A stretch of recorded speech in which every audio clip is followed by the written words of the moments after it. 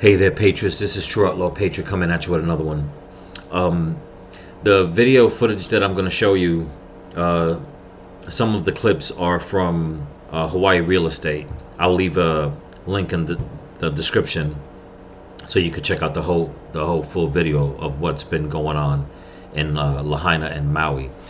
But before I continue that, don't forget to comment, like, share, subscribe to the channel, and if you want to help support the channel, there's a link in my description to my Cash App and my PayPal. Also, I want to thank all my new subscribers and all my subscribers for supporting the channel. We're up to 400 subscribers. I'm trying to get up to 500 and beyond. And I want to thank everybody for all the heartfelt messages and comments that everybody's been leaving. So this clip that I'm going to show you, there's the people in Lahaina and in Maui. They're protesting about the dump that the governor, the mayor, have decided to use. I should say the area that they have decided to use to dump all the toxic debris that they've been talking about. And the people are very upset because they know of the environmental hazards that it's going to bring, and not so much from what consensus say in the long term. It's more like it's going to happen probably as soon as they start burying this stuff on that part of the island where they want to put it. But I'm going to play this clip, and it shows that there is a meeting coming up on January 2nd. Okay, so whoever's out there in Hawaii, if you can get there and voice your concerns, and and be a voice to help out the victims of what's going on, you need to do so. I know that it might be hard to travel or anything like that, but if you can find a way, you really need to get there. The more voices, the better, and especially from people off the island. Okay, but without further ado, I'm gonna play a couple of clips so we can see exactly what's going on. But let's continue.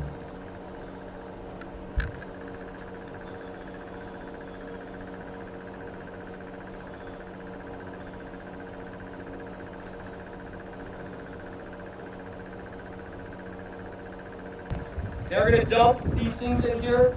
It's going to break almost instantly. It's going to break almost instantly. Almost instantly. Look at the studies on the pressure. Look at all the stuff we put on the data sheet. Look at the seams in it. Look at the cinder in it. Even the mayor has not seen this. They have only seen the diagram of the permanent site. Now I want to point out, this right here, illegal already. This has been built before the right of entry that was given last week on the second TMK. So don't fall. I'm going to stop real quick. It's funny that he says that the mayor hasn't seen the site.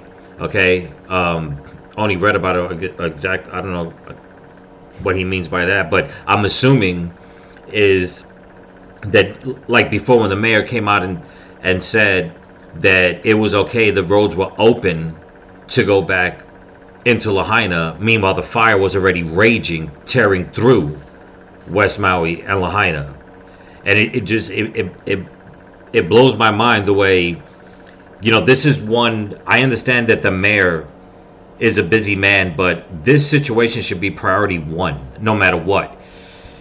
If he has any other meetings that he needs to go to, I get it, but this is not something that happened and it's like, okay, you know what? I'm going to take a couple of days off because I need it. No, you need to be on the clock 24 hours a day. Okay, because this just hasn't changed. All right. It just seems to be getting worse and worse as time goes on with this situation. And to not visit a site and have concerns and say, you know what, where are we going to, bury all this stuff? What's it going to do?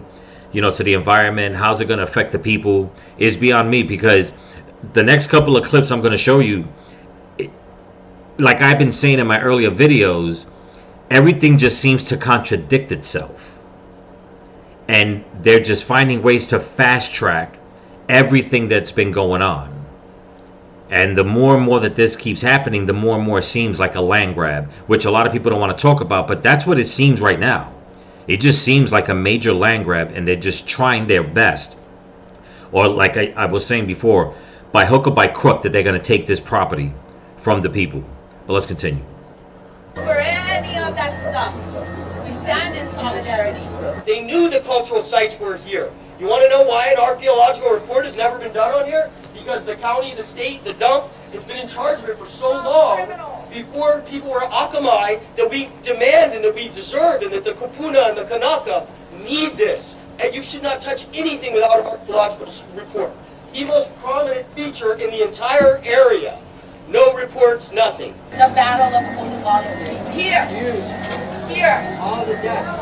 So sacred and profound in our culture and in the history. And now, You know, if I had to guess, just by listening to this right here, it almost seems as if they're... See, the thing with Hawaii, it's a very sacred island. Many things about it the people hold sacred. And, you know, I had mentioned earlier, how come they can't take all this debris off the island? Okay? And excuse after excuse after excuse comes up, but at the same time, they're contradicting themselves. And I'll show you in a clip, in a few, that it just seems as if they're almost trying to make the... I don't want to say make the place sacrilege. I don't want to say that. It's almost as if they're trying to stain, okay, the island, where people won't want to live on it because their sacred land has been stained, for lack of a better term. I can't really think about the word right now that I want to use.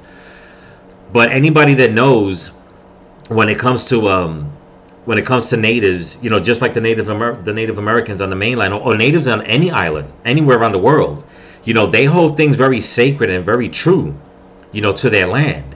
And when you start going and you start, you know, walking over that sacred land, you're not just disrupting the land, you're disrupting a way of life.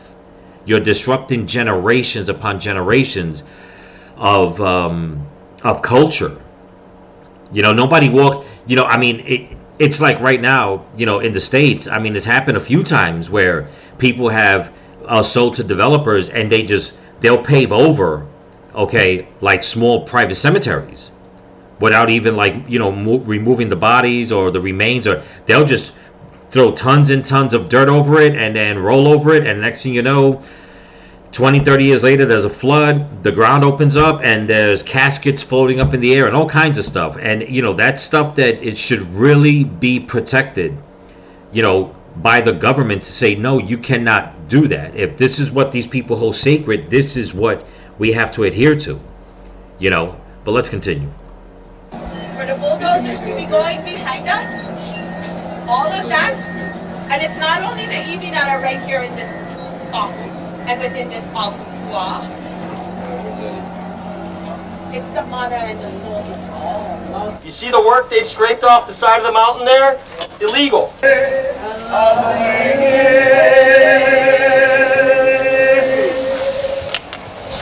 You probably sit at the cornerstone of probably one of the most important decisions to be made in the next 100 years. And I say that because of the shelf life of these toxins. And without the water, there is no blood. We don't live. So if they kill this water that runs beneath Malala ke aina, ikapua avaloa ahupua'a, we're done. Do you guys see a retainer? Okay, you know, it's strange that the way the governor and the mayor want to fast track this and not listen to the people's concerns, but yet they back their boy's play up, the one that was in charge of the water, who said he has shut off the water. Okay, which is still very contradictory, because if you'll see on my earlier videos, and it was pointed out to me by another content creator, that the water was still on, but they used that excuse, okay, to not supply enough water supposedly to put the fire out. I mean, they use so many excuses, but the governor and the mayor and the powers that be, they backed up their boy's play, who said they didn't use the water because it was sacred. So what makes that situation sacred for one of their guys, but when it comes to the community saying, no, we don't want this because this is sacred to us, they walk over them? Okay, Now I'll leave the link in the description to this video for Hawaii real estate. He is boots on the ground, and he has been since the beginning. But I'm going to show you a couple of other small clips next, and I'm going to put my thoughts on it because, like I said, I mean, this just seems more and more like a land grab. But here we go. Officials say the search and rescue phase is now over, and with so many people still missing, officials say there's little hope that any of those remains will be found. Manolo Morales joins us with this update. Manolo? Yeah, Gina, with the removal of hazardous materials and then debris after that, officials say that will then allow residents to return to their homes. The numbers remain at 115 fatalities and 388 people still unaccounted for. Officials say they've completed the search of the entire area that was burned in Lahaina, so it's time to start removing hazardous materials. Among them, lots of lithium batteries from PV systems, which officials say have become unstable from the fire. We treat them like an unexploded ordnance, and we have to handle them with great care. And so that the removal of them, the transportation and final disposition is a very sophisticated process. They are not removing personal belongings. They're doing it with sensitivity, with cultural representatives observing and guiding what they're doing. After the hazardous materials are removed. Okay, I'm going to cut it real quick. Do you see the bulldozers in the back, people? Okay, they're out here working.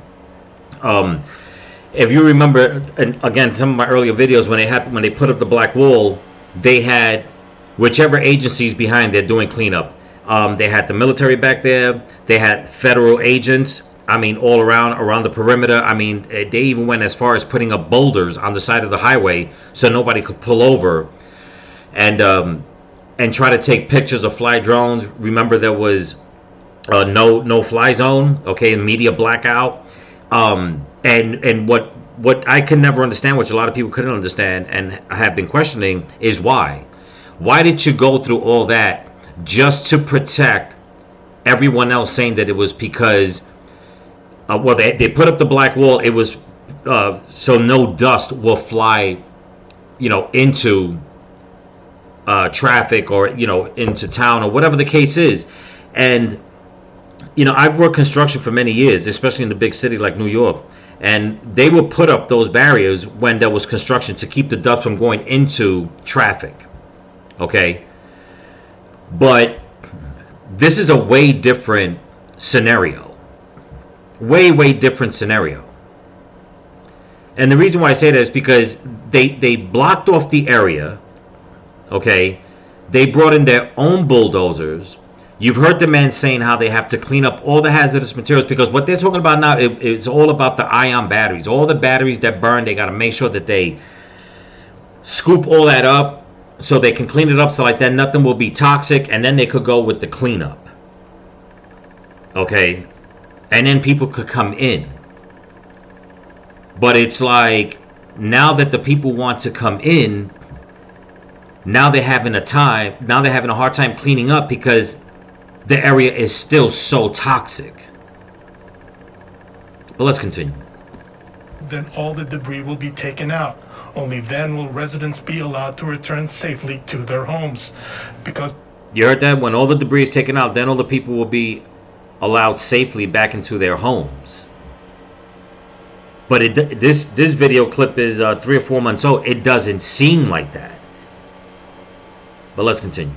of the amount of work ahead, officials could not say how long it will take before that happens. Our hope is once they clear one area, when they go to a different area, not to cause dust and anything, they can go to another area, we can bring people back there to go through their homes. Officials say there is still the possibility of finding remains in the rubble, which is why the cleanup will be done with great care. There's also the search for possible remains still ongoing in the ocean. Now that right there in itself is a contradiction. They're saying the cleanup will be done with great care because there might still be remains. But look at the situation at hand. They want to clean it up and they want to dump it in an area and leave it there for God knows how long, because they themselves haven't even said for how long. But the problem is that where they're putting it is in a very porous area of the island where the ground is very porous, and the people are saying that stuff will break apart and it will go into our ecosystem. So you see what I'm saying? It's almost as if they're just coming up with any excuse as this goes along. We're going to say this and we're going to go with that, and then we're going to backtrack to this, and then we're going to tell them this, and that, and none of it makes sense. And I've been saying this from the beginning, and I even said it in my last video, where when they had that wall up, where the military came in, and whichever jackboots came in behind that black wall, that fencing, and they cleaned up all that debris, where did they take that debris? Where did they dump that debris? And why did they leave so quickly, knowing? Now this is where the contradiction comes. Supposedly they went in there to clean up toxic materials. So why is there still so much toxic material? And why can't they dump it wherever the military dumped the other stuff at? Whatever it was that they claim was toxic that they took out, that they cleaned up. But let's continue. 4 miles that the FBI is going out right now, and they're going to go 200 yards out. No human remains have been found by the search crews since they've been there. Okay, it's funny that he says that the FBI is involved in this. So that's something else that people need to delve into. Usually the FBI go in my opinion, when they feel that a crime has been committed. I'm not saying that it's not a possibility they're going in to see. You see, that's where I stay stumped. If there's a fire in a building or a private house or something like that, the FBI comes is because they want to see if there was anything nefarious going on, how was the fire started, whatever the case is. Why was the FBI involved in this fire? Now, some people may say, well, they were shorthanded of rescue personnel. I find that hard to believe. I truly find that hard to believe. Okay? People will travel from all over the world to volunteer. I'm talking professionals that do this for a living would volunteer to come from all, not from just all over the United States, but from all over the world, because we've seen it time and time again.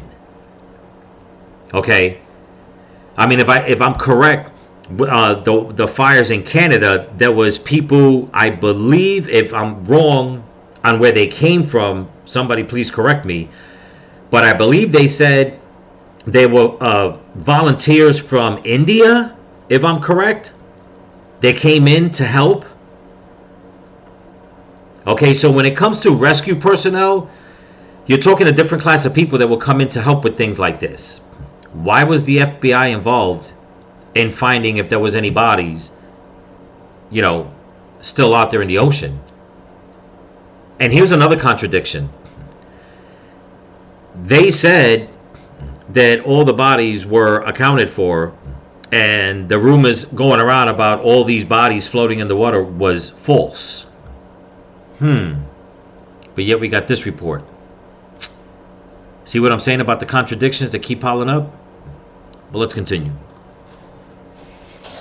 Now, as for the cleanup, officials say there will be cultural monitors with each team to make sure historical artifacts are handled properly. Okay, you heard that? Another contradiction. This was months ago. You heard what he just said. Not my words, their words. But yet the people are complaining about parts of the island that are sacred. They're not listening to the people. It's a contradiction, once again. That they're going to send cultural people, you know, to stand with the people. You know, what we understand about your culture. You know, we're going to be sensitive about this. We're going to relay the information back to the mayor, the governor, the powers that be, and say, listen, we can't come here because if this is going on, or there's some cultural artifacts that have been destroyed, and we need to be careful with this area, what we do. But what are they doing? They're going to a part of the island where the people are saying, we don't want this here. And they're not listening. But let's continue. Maui's cleanup will take a long time as the gravity sets in of just how awful this tragedy is. And as survivors sift through ash, health experts are warning that what is left from this fire could still affect people's health. Sifting through the burnt rubble and cleaning up brings health risks to Maui residents and responders. The soil is now contaminated. The water is contaminated where the harbor is, as well as the air is contaminated. Emissions worsen when a large fire like the ones in Maui include items like construction materials, cars, paints, and appliances. West Maui canceled community weekend meetings because they're worried about air quality and ash. Hawaii's Department of Health has told Lahaina and Upper Kula in the western and central parts of the island not to drink the water over the weekend. They're also concerned about ash containing cancer-causing chemicals like lead, arsenic, and asbestos. Those hazards can impact brain, lung, kidney, liver, or blood functioning. Folks who have underlying lung diseases like asthma, COPD, chronic scarring of the lungs, would be more susceptible to this. Mike Shea is caring for patients in Maui. His biggest concern are those with chronic health conditions. Children and seniors are also more vulnerable. Some of the symptoms would be chronic cough, wheezing, shortness of breath, tightness in the chest, burning in the chest. FEMA and the EPA say they're working to test drinking water, but until then, for those who live there, everything from brushing their teeth to laundry must be done with bottled water. Okay, people, so you heard that last clip. Okay, that was 4 months ago. This next clip, now you seen what they were saying about all the toxic chemicals and all that. That was 4 months ago that they were concerned about this. Okay. This clip also was 4 months ago, but I want a couple of things I want to point out on this one. Let's continue.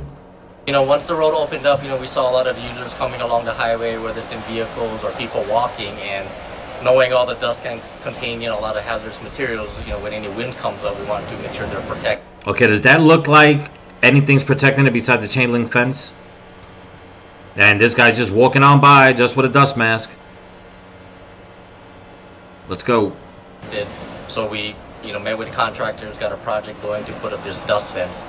And in some areas, Public Works had already started putting up with a chain link fence, so it's easy for the contractor to come in and wrap it with this dust fence. And this one next to us is 8 feet high.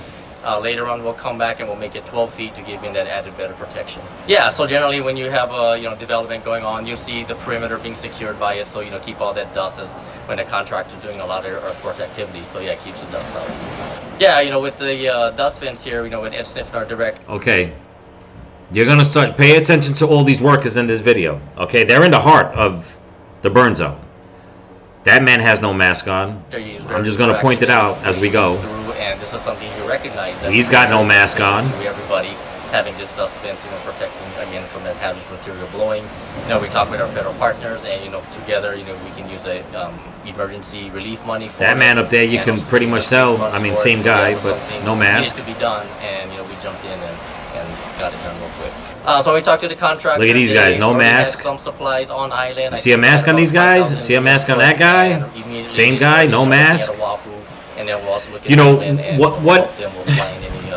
Not understanding again. So ultimately, everything we're looking at almost maybe 30,000. The train of thought of how they go along with what they're saying. And also going generally around the whole burn area perimeter. We want to keep that dust contained, or even the winds coming in and blowing it out. So overall, looking roughly 30,000. Yeah, we anticipate this fence will probably be up at least a year or so. Right now, again, just help protect what that dust they have out there. When they do the debris removal, there's going to be more dust. And so besides the dust fence, you'll see like a chain link backing. That will provide extra support for it and extra security as well. Make sure it doesn't get caught up. All right. And I show this. Actually, the date on this, I just realized, is August 22nd. Okay, so this was right after. Not too long right after the fire. Which means that all those chemicals, I mean, everything in the air should have just been like toxic. I mean, people should have been out there like really wearing some heavy gear. Okay. Now the next clip I'm gonna show you is actually an article that was put out, I believe, by the Washington Post. Okay, this was put up by the Washington Post on September 25th, excuse me, of 2023. And just the first picture alone, I mean, you can see it. I mean, up here it says, inside the complex effort to rid Maui of toxic fire debris and rubble. I mean, you're just looking at this right here. And you're like, okay, what makes these people any more, you know, safe, if you want to say, to not be having these types of suits on? Okay. And then on this, I zoomed up this picture, and you see this. You see a contractor, and whoever this is following them, I mean, they're all geared up. You can see this is where there was fire at. So it makes you wonder, why do certain people, why are they geared up as if they're going to some, I don't know. I mean, obviously there was no atomic fallout. We all know that. But why are they geared up with all these little, I don't know, I'm ignorant, Geiger counters or little reading mechanisms, whatever the case is, but other people aren't? You know? So as I'm reading through this article, I mean, I can read it, anybody could look it up, but the one thing that caught my eye, you remember they keep saying about the ion batteries, the batteries, and they got to make sure it's cleaned up, and so, you know, people can get in. But here's the thing, this is what caught my eye, that that, like I said, they contradict themselves. Okay, and I believe it was right here. It says, it says, we have not in our history had such a fire occur on a Pacific island. Okay, I'm not even going to get into what happened. I don't know, back in the 40s, something strange, but I digress on that. Said EPA Incident Commander Steve Kalanog. Okay, getting people and things here and getting the waste off is a huge logistical challenge. Getting the waste off. Okay. One example occurred early in the cleanup when EPA officials discovered that many West Maui homes were outfitted with solar-powered battery walls whose lithium-ion cells require careful disposal. Okay. With no industrial battery shredders on the island, officials would have had to ship the machines from California, which proved too costly. Instead, the EPA is using excavators to mince hundreds of power walls into small pieces safe enough to be transported off the island. So, you had the military put up a barrier. They went back there, a media blackout, a drone blackout. They cleaned up. They set up shop, cleaned up whatever they had to. Basically, in the middle of the night, just left. Told everybody they can go back in. Okay. But now they're telling everybody that everything is still toxic. So they have to take it off from that spot and bury it on another spot. Why can't they take it off the island? So if they did this to take off those toxic battery chemicals off the island, right? And the military was there doing a cleanup, and they took off whatever they found they needed to take off the island or away from the fire zone. So what's the difference with continuing doing the same thing with all the debris that's there now? Because it was toxic back then and it's still toxic now. None of this makes sense on this cleanup. I don't do cleanups and stuff like that. If anybody knows why people like this will be dressed up like this, let me know. And I'm being serious. Why would they be dressed up like this? Meanwhile, if it's so toxic, how come they didn't tell this man, put some gear on? Okay? The same thing up here. Now, maybe this organization, they have protocols, but if everything's so damn toxic, why wouldn't it have been mandatory to make everybody dress up like this the way they said they had to put up that fencing, okay, with the black tarp all around so that nobody would get sick, so dust wouldn't go everywhere. This woman has a mask on, this woman doesn't. These people are geared up. What are they picking up here? What's in the bags? Batteries? What's in these bags, people? And the reason why I bring this up is because you put that together with the FBI being involved, the way they're trying to fast track everything, the way they're just as if they don't want to take the debris off the island because they want, it's almost as if they want to commit sacrilege. Now I'm going to say it. In order to push the people away more and more and more. AI or IE, whatever you want to say, however you want to say it, a land grab. Make it where the people don't want to be there. Because who in their right mind wants to live near anywhere where it's going to be toxic? That's number one. Okay? How many people are more than willing to live, you know, side by side where loved ones have died and their remains could potentially still be in the ground? I mean, people may say, well, they can look at it as if, you know, when you cremate a loved one and bring the urn home. Okay, there's many different ways to look at this. I don't think the powers that be, I don't think the governor, the mayor, the powers that be, I don't think they're looking at it like that. I truly think that it's a land grab. That's what I believe. And there's a lot more to this than what they're saying that the ground is toxic. No, the military and whoever else was involved that went behind that wall that they built, that fencing, that wasn't to get rid of toxic chemicals, in my opinion. Because if that was the case, where did they dump it? And why can't they do the same with the debris they have now? Think about that. But anyway, that's what I got for you. Don't forget to comment, like, share, subscribe. Give it a thumbs up. Pass it around. If you want to help support the channel, there's a link in my description to my Cash App and PayPal. And I will be leaving the link to Hawaii Real Estate's video. Also, I'm up to 400 subscribers. Lost a couple, gained a couple, but for the new year, it'd be nice if everybody can pass this around. And I'm also reaching out to the 5 cities where they say my videos are being watched the most, which is LA, New York, Chicago, Dallas, and Little Rock, Arkansas. I appreciate it, really.